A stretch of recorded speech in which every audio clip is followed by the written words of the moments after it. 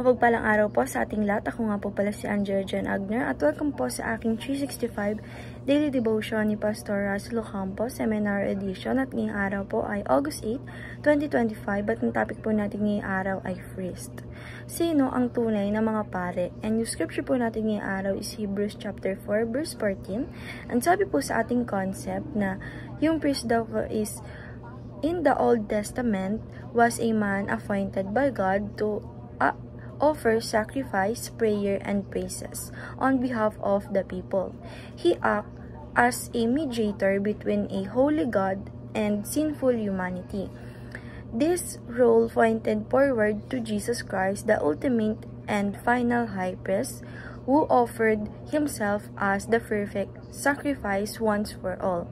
Christ has fulfilled the priestly office completely. There is no need to repeated sacrifices or human mediators. And yung scripture po natin na Hebrews chapter 4 verse 14, sabi po dito, Jesus the great high priest. Therefore, since we have a great high priest who has ascended into heaven, Jesus, the Son of God, let us hold firmly to the faith we profess. And yung sa Tagalog naman po is si Jesus, ang pinaka-punong pari, yamang tunay mayroong isang marangal at pinaka-punong pari na pumasok sa kalangitan. Si Jesus na anak ng Diyos ay hawakan nating matatag ang ating ipinahahayag. And yung teachings po natin is first, Jesus fulfilled the Old Testament priesthood.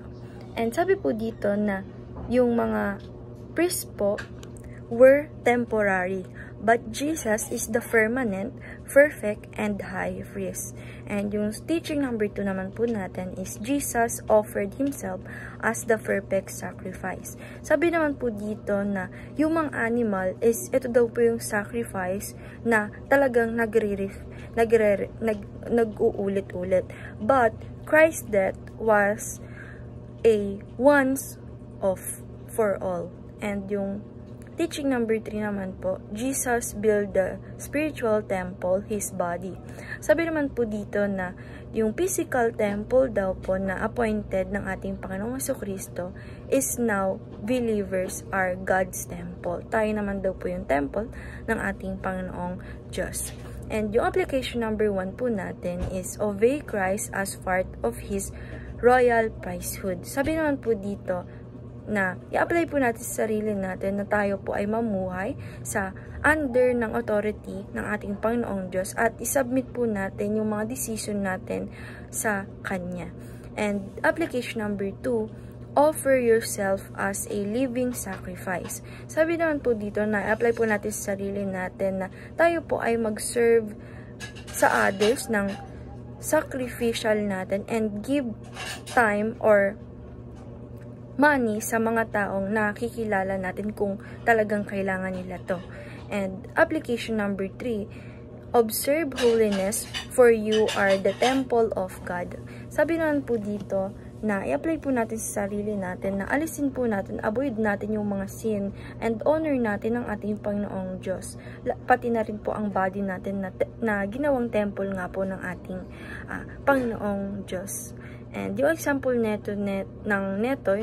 teaching na application number 3 natin is reject, gossip, and addiction. Wag po natin yung gagawin. And dahil lang po ngayong araw, maraming salamat. God bless.